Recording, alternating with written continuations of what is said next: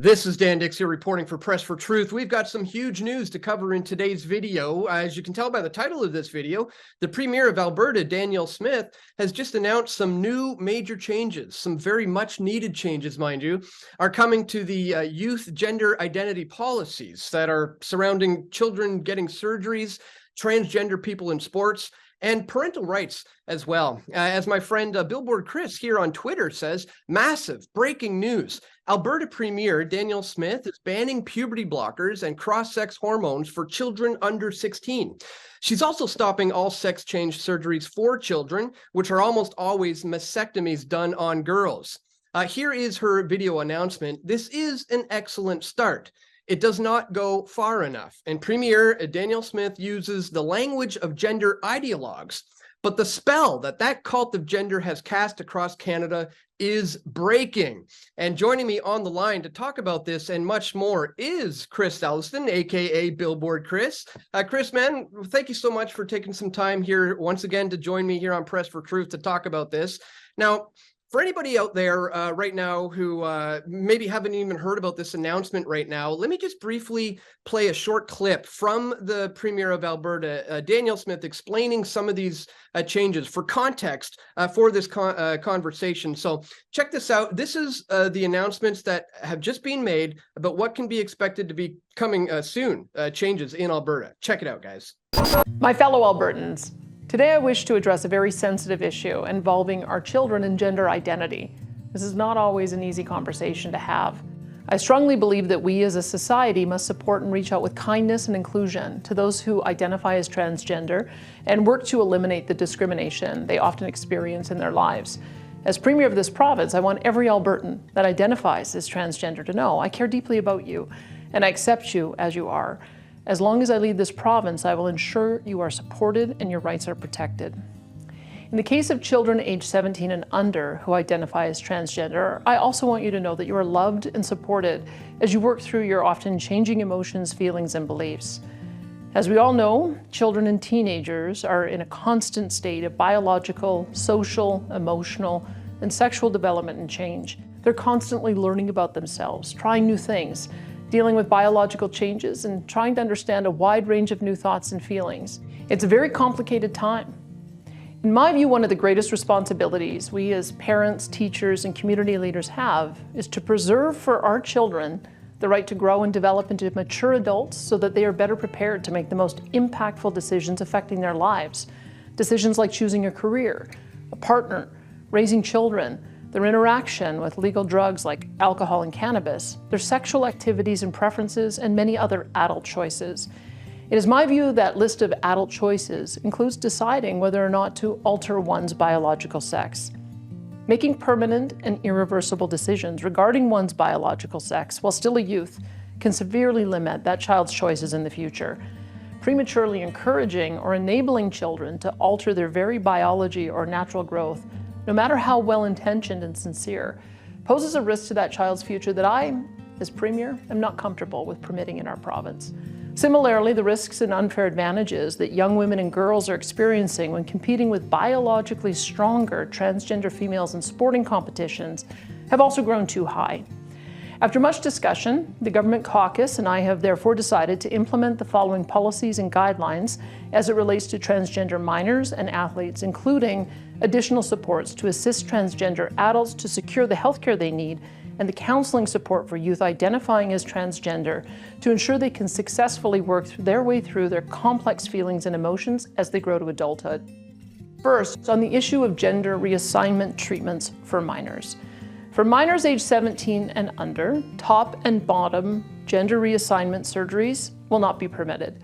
For children aged 15 and under, puberty blockers and hormone therapies for the purpose of gender reassignment or affirmation will also not be permitted, with the exception of those who've already commenced their treatment at this time.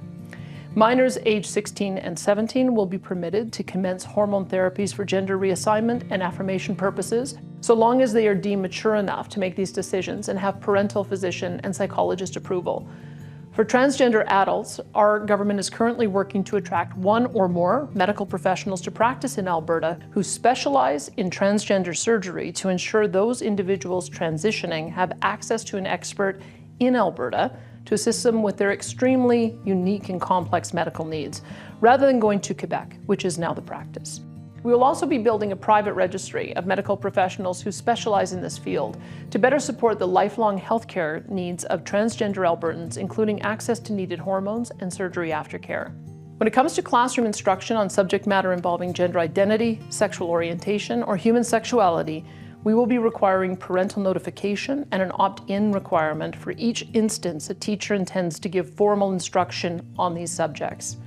Furthermore, all third-party resource materials or presentations related to gender identity, sexual orientation, or human sexuality in our K-12 school system will need to be pre-approved by the Ministry of Education to ensure the materials are age-appropriate. For a minor, age 15 and under, the government will require parental notification and consent for a school to alter the name or pronouns of a child. For 16 and 17-year-olds who choose to alter their name or pronouns, parents do not need to give consent, but they must be notified. We know that nearly all parents, even those who may disagree with the decision of their children, will love and care for their children no matter what choices they make.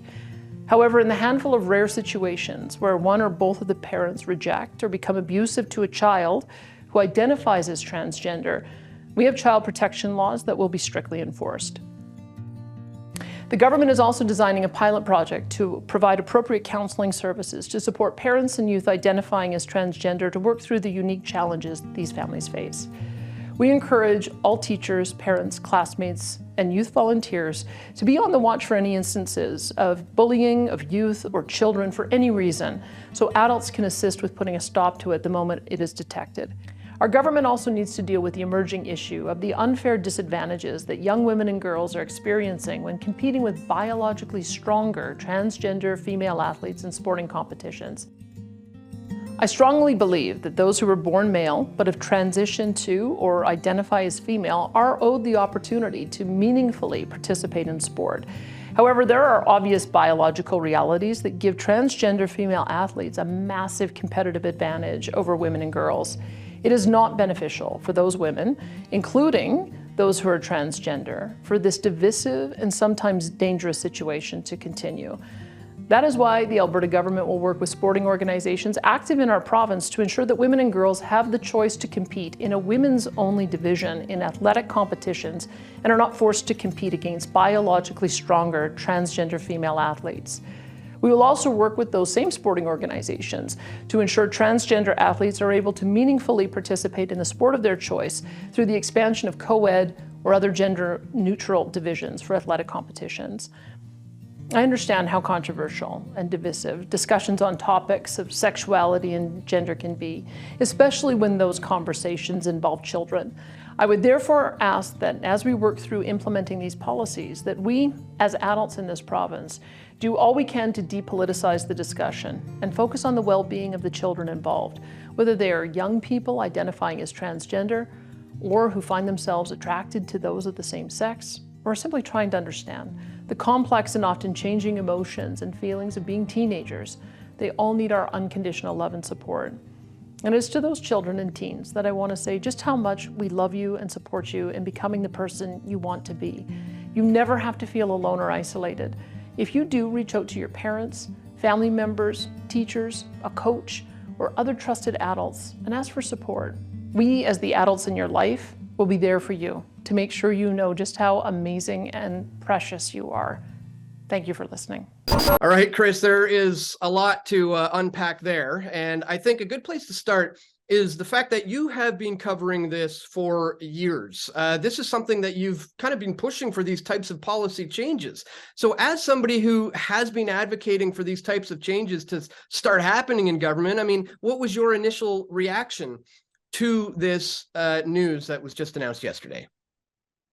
So this is phenomenal. These measures don't go as far as they should, but let's celebrate a win. This is the first jurisdiction in Canada to do anything about this child abuse of giving children puberty blockers, cross-sex hormones, the opposite sex's hormones, and surgeries. So all the kids 15 and under won't be able to get puberty blockers or cross-sex hormones, and all children 17 and under won't be able to get surgeries, which are virtually always these double mastectomies being done on girls. There's very few of what they call bottom surgeries, which is a euphemism for really gruesome surgeries where they create vaginas for boys, or they do what are called phalloplasties for girls, where they literally carve off some of their forearm or thigh tissue to form this fake phallus. But that's not being done a lot anyway with the kids.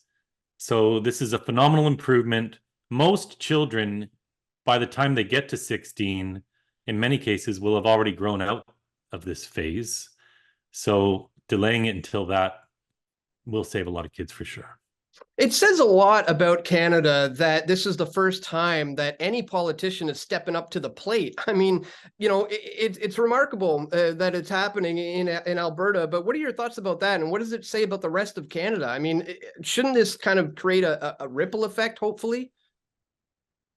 Well, I think it will. For me, it's always been a matter of time until we put a stop to this abuse. It's simply a question of how many kids are harmed before we do. Other jurisdictions in the world have been putting a stop to this. We have 24 states now in the US which have legislated this away. Florida also conducted a systematic review of all the evidence. Their medical board did, and their medical board put a stop to this before they legislated it away. And then we have countries, England, Sweden, Finland, Norway, Denmark, where they have conducted reviews of all the evidence, found this isn't helping kids psychologically at all. So if it's not helping these kids' mental state, what the heck are we doing cutting up kids? So Danielle Smith does seem a bit educated on this subject. She brought up those 5 exact countries earlier today in her press conference. So that was encouraging to see that she is a bit up to speed on this. She's using too much language of these gender ideologues. We should just always use the basic English truth for what's going on. It's not top surgery, it's a radical elective double mastectomy being done on girls who have been indoctrinated to believe that they were born wrong and they need to be something they're not. So we need to put a stop to this completely, but you have to start somewhere, and we're starting somewhere. And I have full confidence this will spread to other provinces, not the ones where the NDP are elected, like here in British Columbia, but the more conservative provinces will absolutely put a stop to this over time. These politicians needed us, people like you and me, to change the culture before it made it safe enough for them to act. Well, on the federal level right now, under Trudeau, his health minister, Mark Holland, has just slammed the premier's plans here. He says, I am deeply disturbed that the decision has been made by Alberta to placing kids at risk. Have you heard his thoughts on this? And in fact, in case anybody at home hasn't, let me just quickly play for you what the Health Minister of Canada just said in response to these new policy changes. Check this out. I'm deeply disturbed. The decision that was made by Alberta places kids at risk. We know that one of the number one reasons why kids take their life is problems around sexual identity, and that the ability to be who you are, is so vitally important. And I thought we were in a place in this country, when we voted on C3 and we stood unanimously. I thought we were in a place in this country where we were moving past this. I think it's extremely dangerous to engage in this kind of thing, which is, I think, playing politics when you're talking about children's lives.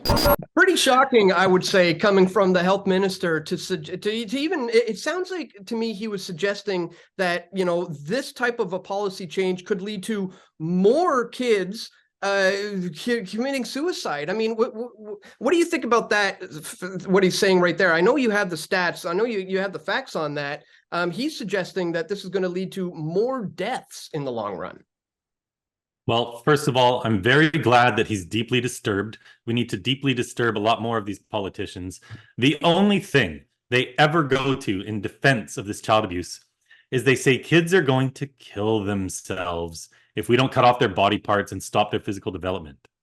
It's total nonsense, but they use this as a tactic to silence debate and to shut up parents who are concerned about this. Parents are at these gender clinics across Canada, across the world, being told, you've got 2 options, mom and dad. You can have a dead daughter or a live son. And they use this to coerce these parents to go along with this. But there's no evidence to support this at all. In fact, if you look at the only comprehensive evidence we do have, it's only been done with adults. The most comprehensive study we have is out of Sweden, where it showed that 10 years after sex reassignment surgery, suicides peaked, and they were 19.1 times higher than their peers with similar mental health comorbidities. If you compared them to the general population, their suicide rate was 40 times higher than the general population. All the other evidence we do have points to the exact opposite of what they say, but that's leftism for you. Everything they say is always the exact opposite of truth. And I hope they all get super upset. I hope the journalists at CBC and CTV and Global make such a fuss out of this every day, because every single time they write about this, all it does is wake up more normal Canadians to this abuse that's going on, and they're doing us a favor. Well, yeah, that's well said. I mean, this is kind of raising the issue to more Canadians who don't even seem to be aware that this is an issue in the first place. And a lot of that stems from the fact that the schools are hiding this. A lot of the times, the teachers, the guidance counselors, the doctors that they're being pushed to, psychologists and stuff, they're all keeping it under the wraps of the parents. So what kind of changes can we hope for in that regard when it comes to parental rights moving forward? So another positive in these wide sweeping changes that she announced are that children under the age of 16, what's been going on in schools across Canada is what we call social transition, or what should more accurately be called psychological transition, where kids take on a new name and new pronouns. This is a social contagion primarily affecting girls. It's affecting boys a lot too. But we've seen a 3,000 or 4,000% increase in the last 10 years in the amount of girls now identifying as the opposite sex. And so what they do is they'll take on he, him pronouns, these girls, and everyone at the school goes along with it. And it's the policy in virtually every province, except now New Brunswick and Saskatchewan, who recently changed their policy. But it's the policy all across Canada to hide from parents that their own child has a new name and new pronouns. These are psychological interventions being done on children by 22-year-old teachers with blue hair who have absolutely no training whatsoever to be engaged in this sort of activity. And what message do you send a child? What message do you send that little girl when you call her he, him? You're telling her that she needs to be something she's not. You're sending a message that she was born wrong. This is psychologically abusive. And then it gets reaffirmed thousands of times throughout the school year by all their classmates and the other teachers and the administrators. And they're hiding this from parents, treating parents by default as though they are automatically abusive to their own children. It's outrageous. So that is being put to a stop. All of the children under 16 years of age, in order to go by a new name and pronouns, they'll have to have parental consent. For the kids who are 16 and 17, there will have to be parental notification. So again, this is a big improvement. It's not perfect. I would also like to see them include clauses where teachers can be conscientious objectors to this. I shouldn't have to, as a teacher, if I was a teacher, I shouldn't have to lie to the kids who I'm teaching. There's no way I would lie.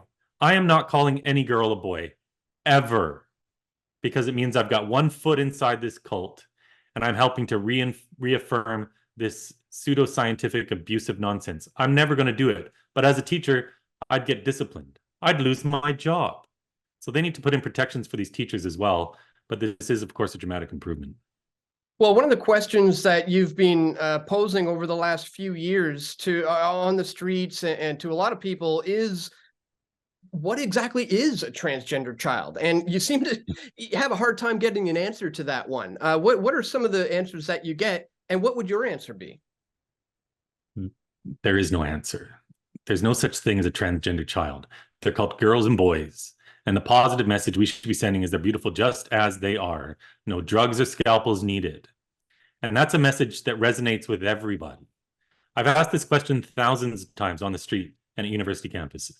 What is a transgender child? People say, well, I don't know because I'm not transgender. Or I'll say, what does it mean for a girl to be a boy? They have no idea. The ones who do answer, it always comes down to stereotypes. This one woman on the street told me, well, you know, girls tend to like fingernail polish and long hair and dresses and the color pink. So I said to her, so if a boy likes pink, does that make him a girl? If a boy wears a dress, guess what? He's a boy wearing a dress. He's not a girl. This whole thing is complete and utter rubbish, and nobody can define what it means to be a transgender child. I say all the time, transition is something you do. It's not something you are. this identification of trans is nothing but a label. Mm-hmm. And Isn't so it this whole wild we're thing even needs to be having put a this stop to. conversation? I know, this is such common sense. But when you frame it in such a way that people can't help but agree with you, that's what we really need to do when we're doing our messaging. We can complain about all the gruesome things that are going on, but most people don't want to talk about all that. But when you frame this in a positive light, look, there's no right way to be a boy or girl. Our kids are beautiful just as they are. Every single person on the left agrees with that statement. But they have this blind spot where they don't see that they're pushing stereotypes to such a degree that if you have a gender non-conforming child, they now think that we need to try to change this child's sex. We need to turn them into anorgasmic, lifelong pharmaceutical patients who are sterilized. They're cutting off the breasts in Canada of girls as young as 14 years old. In the United States, as young as 12. These are kids who invariably have some other mental health problem, comorbidity going on. About half these kids are on the autism spectrum. Sexual abuse is very common. Other abuse, trauma, kids in state care. As you know, I think you helped break this story. There's a psychologist who works for the BC Ministry of Children and Family Development named Wallace Wong here in British Columbia, who at a talk he gave at the Vancouver Public Library said he's transitioning more than 1,000 kids, including more than 500 in the foster system. There are only 6,000 kids in state care in BC, and 500 are being transitioned by one government psychologist. This is absolute madness. We need to hold these people accountable. We need to put some of these people in jail. But a first step is what Danielle Smith is doing in Alberta, which is starting 1 million conversations and putting a stop to a lot of this abuse. Do you expect a lot of opposition? I mean, the health minister himself is already deeply opposed to this, but do you think they're going to push back to the point of stopping this, or is this actually going to pass? Are we actually going to see these changes happen in Alberta? So this is really interesting because another aspect that she talked about yesterday is getting men out of women's sports, having women's only divisions. Mm-hmm. So that goes contrary to Bill C-16, which was passed 67 years ago, which states that it's now a crime to discriminate against someone based on their gender identity. That's why all these sports have men going into them, because you're not allowed to discriminate. You just have to treat them as though they are a woman. They're not even a trans woman, some of these people say. They say, I'm just a woman. So given laws like that and what she wants to do, there's clearly some contrary stuff going on here, and lawsuits are going to be flying. But that's beautiful. We need lawsuits because that bill has never been challenged. And the wording in all of these bills, and Bill C-4, which is this conversion therapy bill, where it's now a crime to help your little boy feel comfortable as a boy, or to help your girl feel comfortable as a girl. They know call that conversion therapy. But these bills have never been challenged. The wording in them is very vague.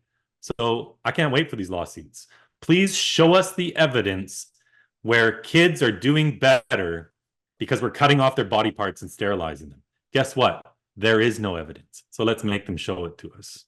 Good point. And like you often say, more often than not, these children who are going through this gender dysphoria are really just going to end up being, gay people when they grow up. If they had a chance to just actually go through puberty and figure these things out on their own, I mean, shouldn't they have a chance to do that, right?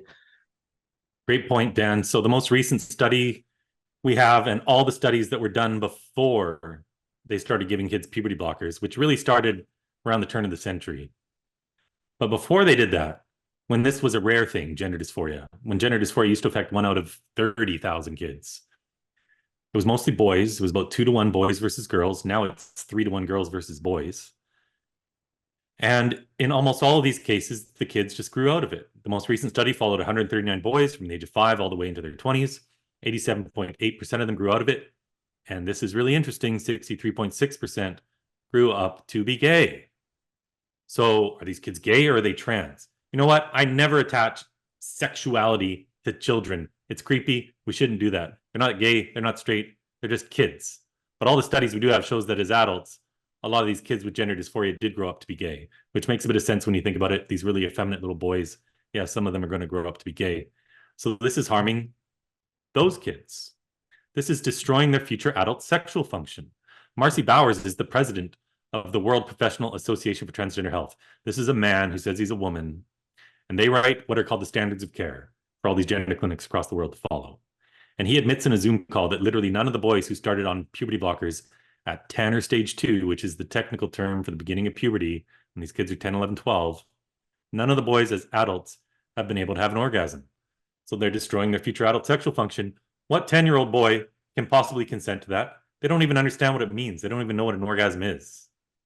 And they're taking that away from these kids for their entire adult life.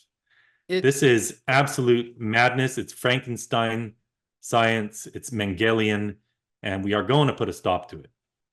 Yeah, I mean, I really hope that in not too distant future, we look back at this time as saying, you know, what a crazy time that was. But I'm thankfully that we came out of the nonsense, you know, before things got too bad. And it's largely thanks to guys like you who have been really getting out there, pushing this issue, you know, hard and getting it to the point of people like the Premier of Alberta starting to have to, you know, make some actual policy changes.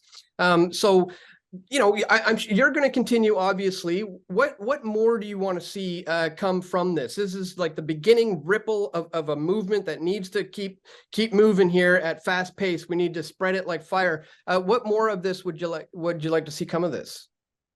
Well, ultimately, what I'm doing and what we all need to do is educate people about this, because this really isn't a partisan issue. It's a partisan issue, absolutely, when it comes to the political realm. These people in Ottawa. And by the way, the Conservative Party of Canada, the federal Conservatives, are as weak as could possibly be. Not one of them will say a thing about this. I think they're the only country in the world where not even our conservative politicians will make a peep. So they need to wake up and start speaking up. But ultimately, we need to educate people, because this does have broad support. Stopping this has broad support all across the political spectrum. A lot of feminists are against this. They're all lifetime leftists. I know the last election we had here in BC, a lot of people switched from the NDP, and federally as well. They switched from the NDP to vote for the PPC federally, just because the PPC was the only party telling the truth about this. And when I'm out on the streets, I get support from the Black community, the Hispanic community most of all. Down in the States especially, these are traditionally demographics who vote Democrat, but none of them support this, really, not on the street. Of course, you'll find some at universities and in politics. But this has wide-ranging support because parents of all political stripes don't want you hiding from them, little teacher, that their own child has a new name. You won't find a single leftist who's okay with that. Yeah. And we also know our children better than these teachers. We know when they're just going through a phase. We know if there's been a crisis in the family that they're going to be struggling with things. And oftentimes there have been crises. There's broken families and things like that. Let's just let these kids be kids. Let them grow up. The cure for gender dysphoria in almost all cases is puberty itself. Now we block the cure. Well said, man. I honestly am to the point now where I think people should be thinking about maybe removing their children from the indoctrination centers altogether and looking into the type of lifestyle that our grandparents lived long before the internet. You know what I mean? With homeschooling our kids and raising them with the proper kind of morals that, you know, this Christian nation was founded upon. So, you know, any final thoughts here in just the madness, that the fact that we even have to be having these conversations and that the Premier has to say we need to make these changes. Any final thoughts on all this? For the parents, this is a more difficult time in some respects, definitely, to raise your kids. So my number one piece of advice is talk to the teacher at the start of the year. A lot of people say you got to pull your kids out of public school. There's no one size fits all here. It depends on your kid. If you have a child with autism, you need to be way more careful, because it's a lot of autistic kids who are falling into this. But it depends on your child, depends on their classroom, depends on the teacher, depends on your community. Get your kids off social media. They should never be on that. And, you know, if you have conversations with them about it, they can come to this understanding on their own. That's what my girls did. I didn't have to tell them no social media. They don't want it on their own. But you've got to know the teacher. You've got to have these conversations with the teacher, because you're going to find out right away where this teacher stands. And if this teacher's a problem, your child's not safe in that class, and you should pull them out. But a lot of teachers are great. If you were teaching, if I was teaching, those kids aren't going to have any problem. So it depends on who you get.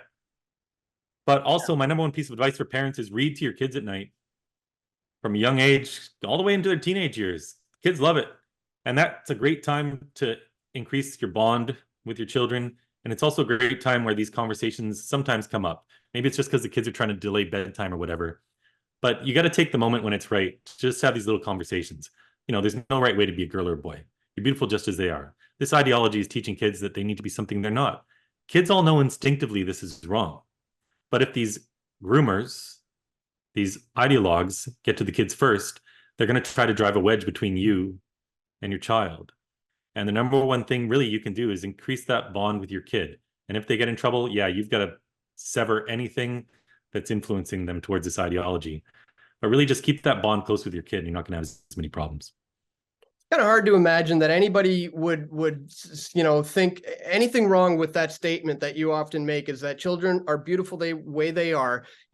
God didn't make a mistake here. They are beautiful the way they are. Little boys and little girls, and we just need to let them be that. So, you've been having these conversations all across the country, not only that, all across the world, really, raising awareness about this issue. What would you say is the number one best place for people to go, maybe if they're just learning about you now, or they want to follow more of your efforts to do this work moving forward? So most of my work, almost all of it, I do on X, formerly known as Twitter, at Billboard Chris. You can go to Instagram as well. But this year, I'm going to be very soon doing a big push to get on all the different social mediums. So I'll be on YouTube. I'll be uploading a lot of my old videos as well as all of my new ones. I'm going to get on TikTok as well, because I just read this last week or two, 52% of young adults 30 and under are getting their news from TikTok. Wow. This is horrifying. Yeah. So we've got to be on those platforms too, reaching these young people, because they're being lied to. And I'll get on all the other platforms, Rumble as well, but definitely follow me on X, and my website's billboardchris.com. I'm renovating it at the moment. It's going to be great, much better soon, but it's got all the basic info on there. And if you want to help me out in my campaign, because I am traveling all around the world and I need to hire people, you can donate through my website at billboardchris.com. Perfect. Well, I want to strongly encourage everyone to check it out. The work you were doing is so important. So please, everyone, check those links in the description, contribute to his efforts. And once again, man, thank you so much for taking some time to break all this down for us today. Thanks, Dan. It's been a pleasure. Thank you. We all want truth.